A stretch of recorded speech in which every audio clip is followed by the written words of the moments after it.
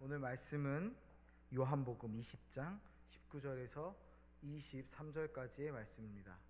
신약성경 요한복음 20장 19절에서 23절, 제가 가진 신약성경 183면에 있습니다.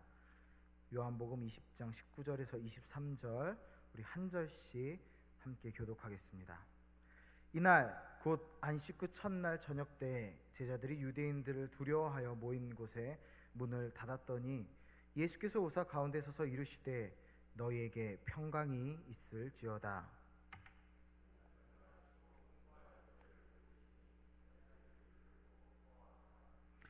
예수께서 또 이르시되 너희에게 평강이 있을지어다. 아버지께서 나를 보내신 것 같이 나도 너희를 보내노라.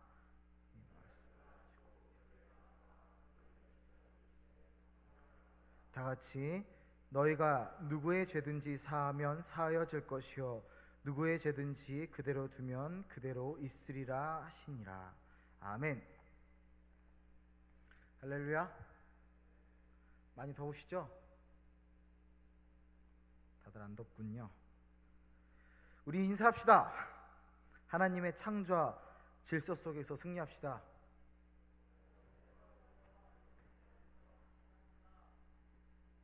아멘. 아멘. 그래요. 승리하시기 바랍니다. 기도하겠습니다. 주여, 말씀 중에 은혜 내려 주시옵소서. 전하는 이나 듣는 이나 그리스도의 앞에서 겸손한 마음으로, 감사한 마음으로 그 은혜에 참여하게 하시고 오직 그리스도 예수의 이름을 위해 그 삶을 바칠 수 있도록 마음의 문을 열어 주시옵소서. 오직 주님만 찬양합니다. 홀로 영광 받으소서. 예수님의 이름으로 기도합니다. 아멘. 사랑합니다, 여러분. 네. 진짜 안 더워요? 더워요. 추워. 네, 덥습니다. 여러분은 진짜 건강 조심하시고요. 더위 먹지 않도록 아이스크림이나 팥빙수 많이 드시고 건강하시기 바랍니다.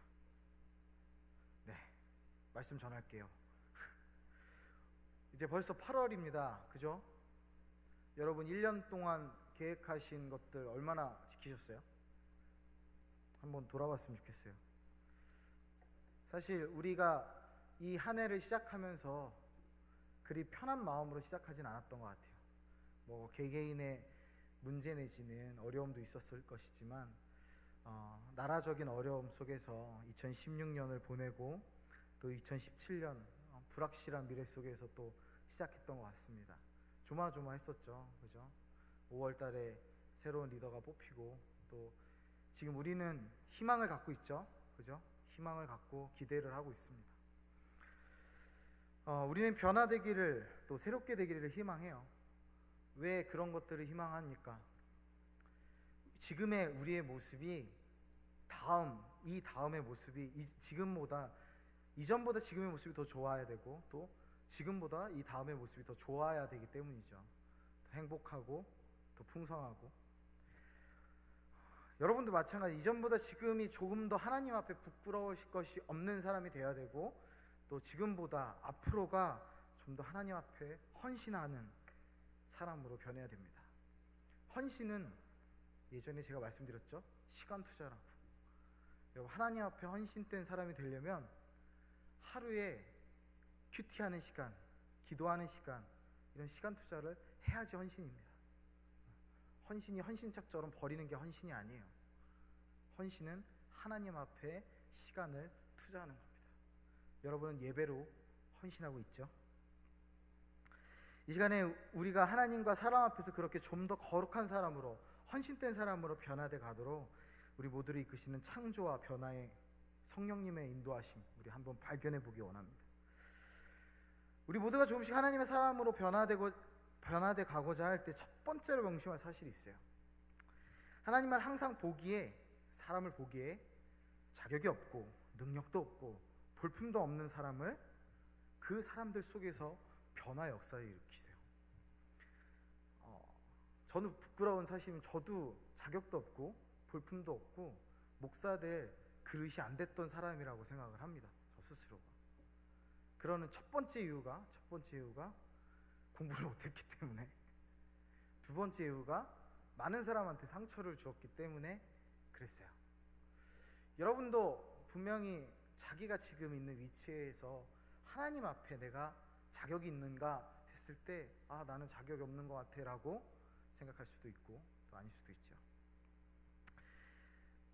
오늘 우리가 읽은 본문에서 부활하신 예수님께서 제자들에게 찾아오시는 그 시기가 언제였으며 또 그 제자들의 영적 상태가 어떠했는지 한번 봤으면 좋겠어요.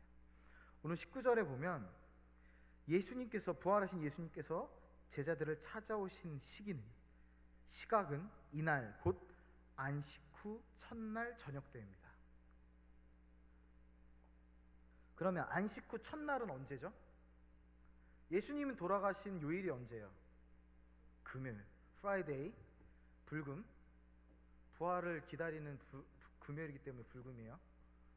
불금. 네.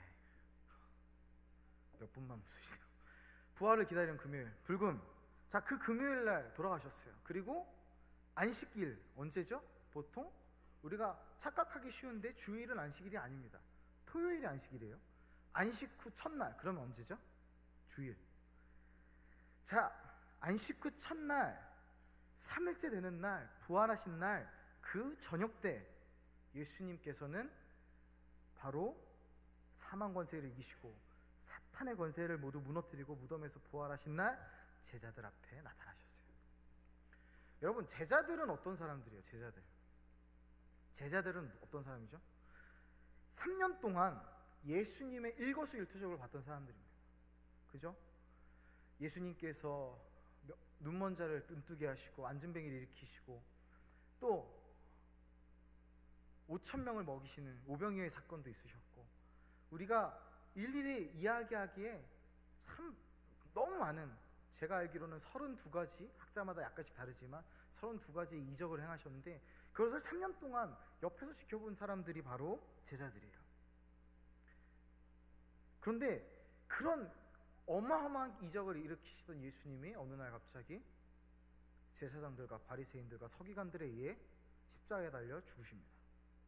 여러분, 그 실망감에 대해서 어떻게 표현할 수 있을까요? 예전에 제가 부활주일에 이거랑 비슷한 이야기를 질문을 던졌죠. 담임 목사님이 그렇게 갑자기 공산군에게 끌려가서 죽임을 당했다. 그 허탈함과 공포는 이루 말할 수 없을 거예요. 6.25 전쟁 당시에. 예를 들면 우리도 마찬가지로 제가 어느 날 갑자기 누군가한테 끌려가서 죽는다 그러면 여러분 어떠실 것 같아요? 대비하십시오. 목회자는 떠날 준비, 죽을 준비, 설교 준비를 항상 하고 있어야 됩니다. 이해하셨어요? 네, 그래요. 어쨌든 예수님 그렇게 갑자기 죽으셨던 그 사건을 경험하면서 제자들의 마음은 어땠을까요? 여러분 돌아봤으면 좋겠어요. 예수님은 왜 죽으셨어요? 근데 왜 죽으셨을까요? 아주 근본적인 질문입니다. 왜 죽으셨습니까? 우리의 모든 죄, 인류의 모든 죄값을 치르시기 위해 십자가에서 죽으신 것, 그리고 거기서 끝나신 것이 아니죠. 죽으신 이후의 사역이 있잖아요. 어떻게 하세요? 3일 만에 부활하셨습니다.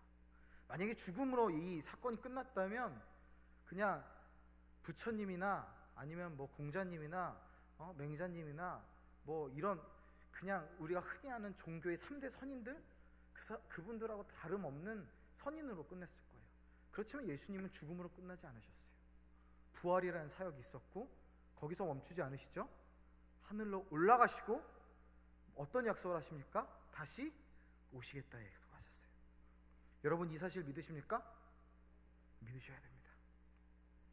이렇게 안식 후 첫날 예수님은 분명히 부활하셨어요. 그죠? 부활하셨는데도 불구하고 제자들은 이 기쁜 소식을 안식 후 첫날 모여서 듣지 못하고 있었어요. 오늘 19절 처음에 딱 보면 뭐라 그래요? 이날 안식 후 첫날 저녁 때 제자들이 유대인들을 두려워하여 모인 곳에 문을 닫았더니, 문을 닫았다 잠궜다는 얘기예요. 숨어 있었다는 얘기예요. 만약에 예수님 부활하셨다는 걸 알았다면 이 사람들이 이런 행동을 했을까요? 아닙니다. 몰랐기 때문에, 예수님의 부활을 알지 못했기 때문에, 믿지 못했기 때문에 그들은 숨어 있었습니다. 그래서 제자들이 숨어 있을 수밖에 없었고, 그래서 불안에 떨 수밖에 없었죠.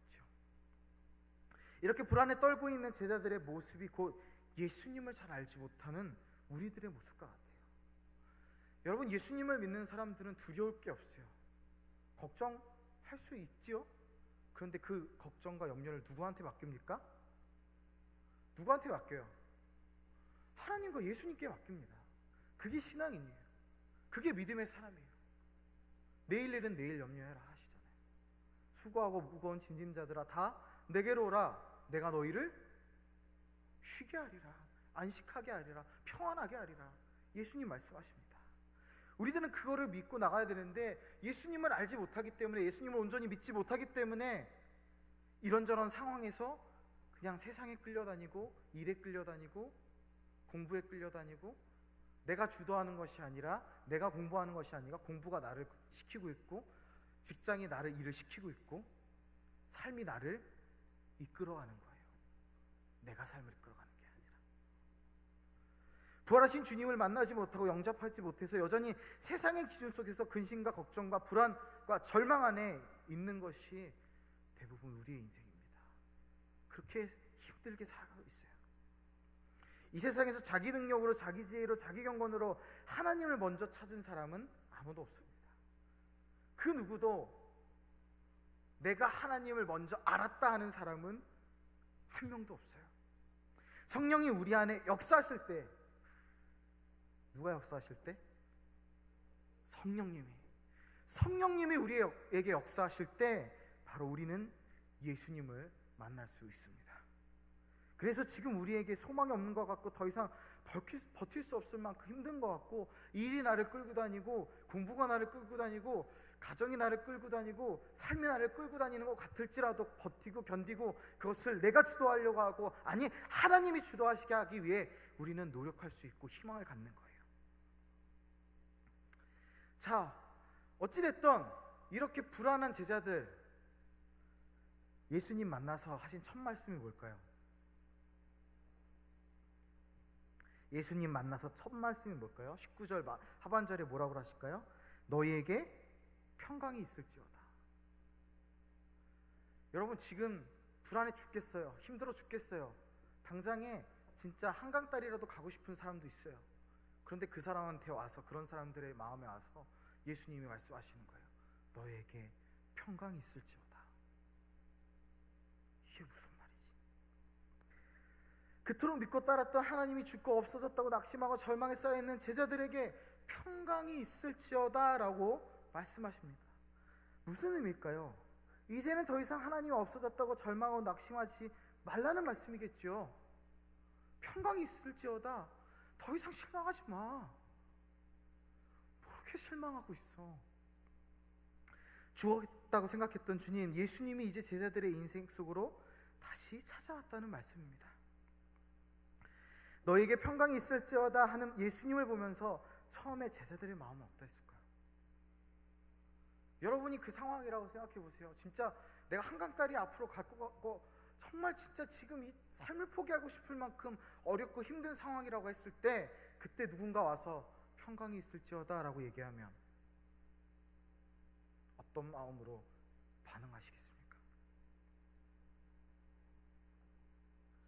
제자들의 입장에서는 어땠을까요? 예상을 해보기를 혼란과 공포와 당혹함, 믿기 힘든 현실 속에서 두려워했을지도 몰라요. 그리고 결정적으로 저 사람은 누구지? 예수님을 닮은 것 같은데 라고 했을 수도 있고, 의심을 가졌겠죠. 그래서 예수님은 20절에 보면 십자가에서 못 박혀서서 피가 흐르고 살이 찢겼던 그 목자국 난 손을, 그 옆구리를 제자들에게 보여주십니다. 그 모습을 본 제자들은 비로소 확실하게 예수님의 부활을 기뻐할 수 있었어요. 20절에 보니 이렇게 얘기하죠. 이 말씀을 하시고 손과 옆구리를 보이시더니 제자들이 주를 보고 기뻐하더라. 비로소 예수님께서 누구신지, 진짜 예수님인지를 알고 기뻐해요. 여러분, 보지 않고 믿으면 더 복될지인데, 그걸 결국에는 보고 믿어요. 예수님이 증거를 보여주셨어요. 우리는 믿음이 없어서 항상 흔들려요. 믿음이 없어서 항상 괴로워요. 근데 예수님은 우리에게 증거를 보여주십니다. 마치 기드온에게 양털이 마르게 하시고 또 그 주변이 마르게 하시고, 양털만 젖고 그 주변이 마르게 하시고 양털이 마르면 그 주변이 젖게 하시는 그런 놀라운 이적들을 통해서 예수님 하나님이 살아계시다는 것을 보여주셨던 것처럼, 도마가 그 구멍난 손에 손가락을 넣어보고 믿었던 것처럼, 모세가 떨기나무 앞에 섰을 때 그 떨기나무가 타지 않고 하나님의 임재하심을 바라봤던 것처럼 우리에게도 증거를 주십니다.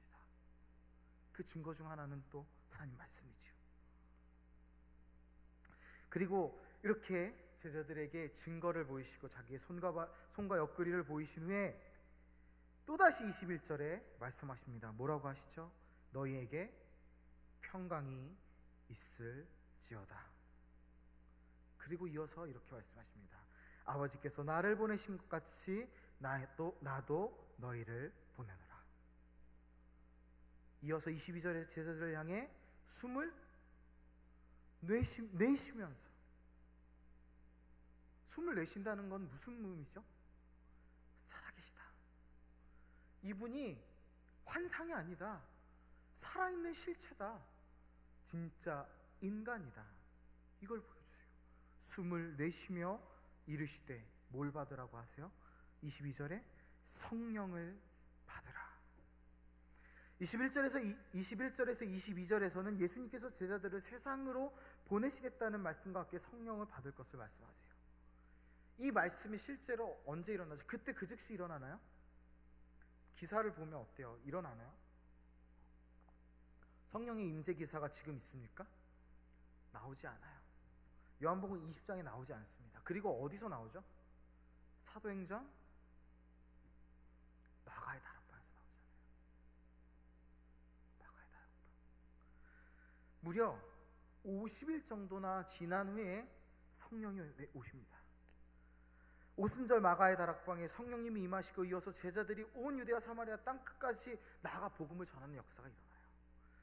여러분 잘 아는 말씀이에요. 예수님께서 하늘로 올라가시면서 우리에게 지상명령을 내리세요. 그것이 뭐냐면 사도행전 1장 8절에 나와 있어요. 다 같이 한번 읽어보겠습니다. 자, 여러분 큰 목소리로 우리 고백하면서 읽겠습니다. 시작. 오직 성령이 너희에게 임하시면 너희가 권능을 받고 예루살렘과 온 유대와 사마리아와 땅끝까지 이르러 내 증인이 되리라 하시니라. 여러분 증인이 되셔야겠죠? 자, 여러분 근데 중요한 사실이 있어요. 오늘 성령을 받으라라고 하시는 예수님의 말씀 속에 50일 후에 그 성령이 임재하셨는데, 예수님께서 말씀하실 때 성령을 50일 후에 받을 것이다라고 하셨나요? 아닙니다.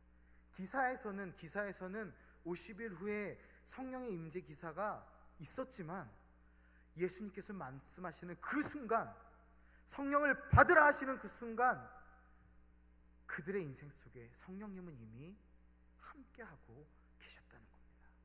그 함께하고 계시는 성령님의 체험이, 확실한 그 체험이 바로 마가의 다락방에서 일어났던 거예요.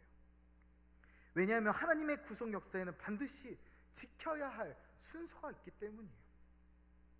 성령의 역사는 하나님의 말씀이 먼저 선포된 후에 그 다음에 그 말씀을 들은 자들이 성령의 인도를 따라서 순종하고 그 다음에 말씀이 실현되는 겁니다. 말씀을 들어요. 말씀을 들었는데 그냥 듣지 않고 거부하고 멈춰서 있는 사람들에게는 절대로 그 역사가 일어나지 않습니다. 그 말씀을 들었을 때 순종할 때, 그 말씀을 순종할 때 하나님께 성령께서 인도하십니다.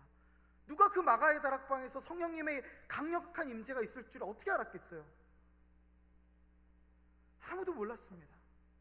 두려움에 떨고 있던 제자들을 향해 예수님이 성령을 받으라 하시는 그 순간부터 성령님의 인도하심이 마가의 다락방, 오순절 마가의 다락방에서 불의 혀 갈라짐같이 하나님께서 임재하시는 그 성령의 역사가 일어날 수 있었던 거예요.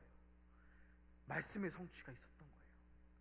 반드시 하나님 말씀이 선포된 후에 성령님의 인도하심을 따라 순종하는 우리가 있고 그 말씀이 실현되는 겁니다. 그렇게 예수님의 죽으심과 부활로 인한 새로운 창조가 먼저이고 그 다음에 성령 하나님이 강림하셔서 이 새로운 창조와 성도들의 삶 속에 교회 안팎에서 이 세상 속에서 실제로 실현되는 역사가 있는 것입니다. 여러분, 듣고 순종해야 돼요. 예수님이 새 창조 시대의 문을 여셨다면, 새로운 창조의 시대의 문을 여셨다면, 우리는 그 창조의 역사에, 그 창조의 말씀에 순종하고 나아가 성령님의 실현됨을, 역사하심을 체험하고 나아가야 합니다. 여러분, 그렇기에 여러분이 진정으로 예수님을 믿는다 고백하신다면 여러분 이미 성령을 받은 사람들입니다. 믿으십니까? 믿으십니까? 적지 않은 청년들과 성도님들이 오해하는 것 하나가 있어요. 그것은 예수님을 믿는 것은 그냥 예수님을 구주로 고백하고 입술로 말하고 받아들이면 되지만, 그래서 제가 얘기했죠. 중생이라는 것, 구원은 우리가 예수님을 구주로 영접하고 믿는 그 순간에 이루어져요. 근데 성화라는 것은 쉽지 않다고 그랬어요. 근데 이 성화의 과정이 꼭 반드시 방언을 얘기하고 뭐 신비로운 어떤 체험을 해야 한다고 생각하는 경우가 너무나 많아요. 여러분, 방언을 못한다고 성령님을 체험하지 못한 사람입니까? 저희 집 어르신은 아직도 방언을 못하세요. 장로님이신데. 그러면 그분은 신앙인이 아닐까요? 제가 본 어떤 신앙인보다 최선을 다했던 최선을 다해 사신 신앙인 중 하나예요.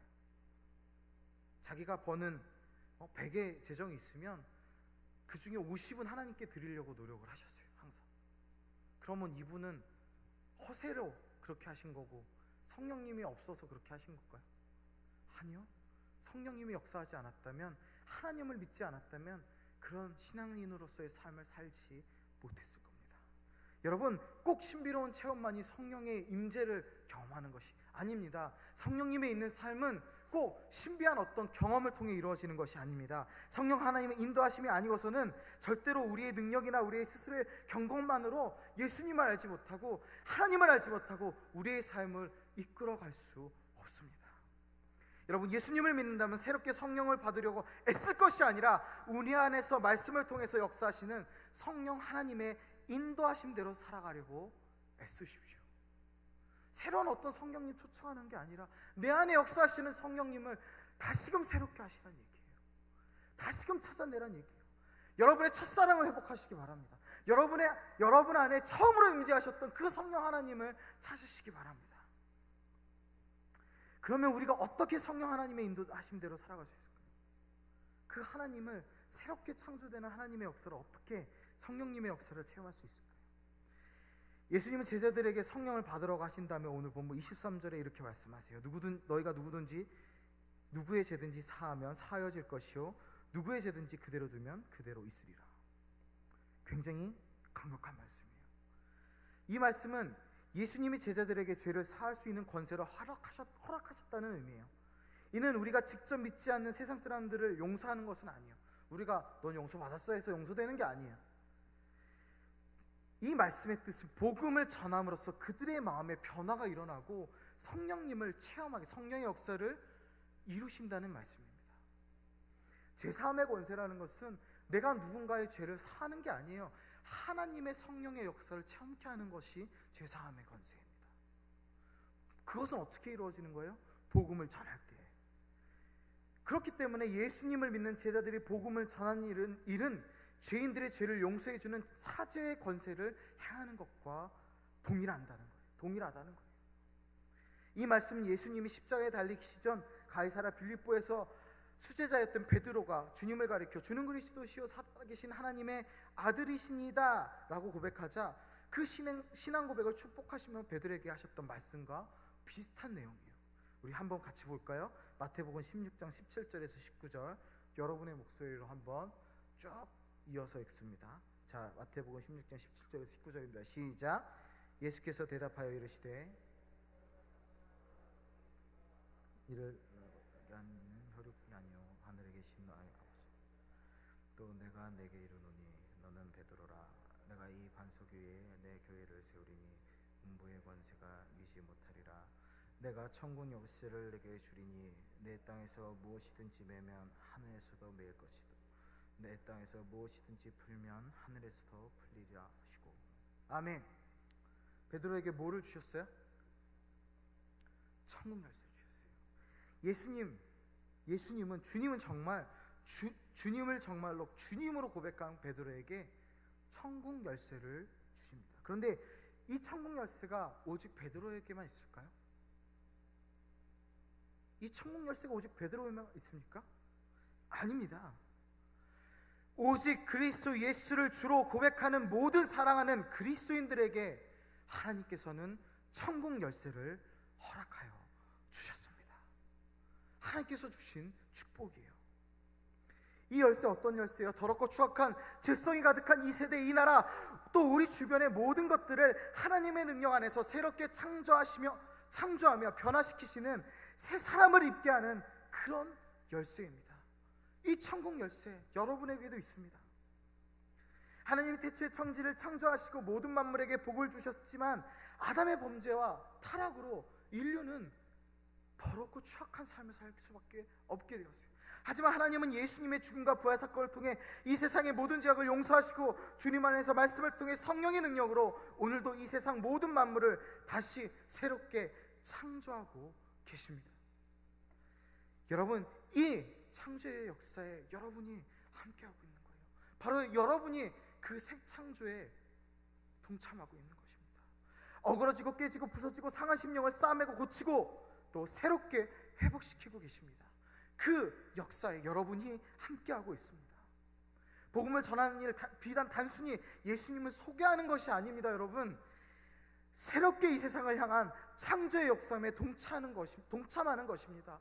여러분, 그렇기 때문에 반드시 전해야 하고 반드시 예수님을 선포해야 합니다. 예수님의 십자가 사역 이전에 이 세상에서 진행되는 것이 모두 하늘에서 어떤 운명적인 것들과 결부되었어요. 하늘에서 선택해 복을 주시기로 결정하면 이 세상에서는 그 결정대로 흘러갈 수밖에 없었습니다. 애굽의 바로가 구원받지 못한 것은 하나님께서 내버려 두셨기 때문이라고 하잖아요.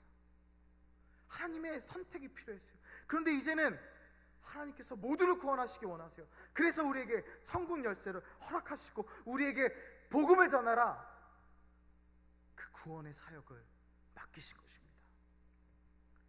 여러분, 오순절 성령 강림으로 새로운 창조의 시대가 시작되었어요. 우리는 사도행전을 계속해서 써나가는, 신약 성경을 계속해서 써나가는 신약 시대를 살아가고 있습니다. 이 신약 성경에 쓰여있는 주옥과 같은 아름다운 하나님의 말씀이 지금 이 시대에도 계속해서 쓰여져야 해요. 그 바울의 고백처럼, 그 베드로의 고백처럼, 그 예수님의 선포처럼 하나님과 예수님의 복음이 계속해서 아름답게 이 시대에 쓰여져야 됩니다. 여러분, 천국 열쇠가 더 이상 하늘에만 있지 않아요. 하나님께서 우리에게도 나눠주셨습니다. 여러분, 그 사실을 기억하시기 바랍니다. 더 이상 이 세상에 저주받은 삶이 아닌 축복의 삶으로 우리를 바꾸어 주셨습니다. 그리고 우리가 그 저주받은 세상을 축복으로 바꾸시기를 바라십니다. 자, 이제 우리 안에도 성령 하나님이 살아 역사하시는 줄 믿습니다. 우리 다 같이 갈라디아서 2장 20절 말씀을 마지막으로 보겠습니다. 여러분의 목소리로 고백합니다. 시작.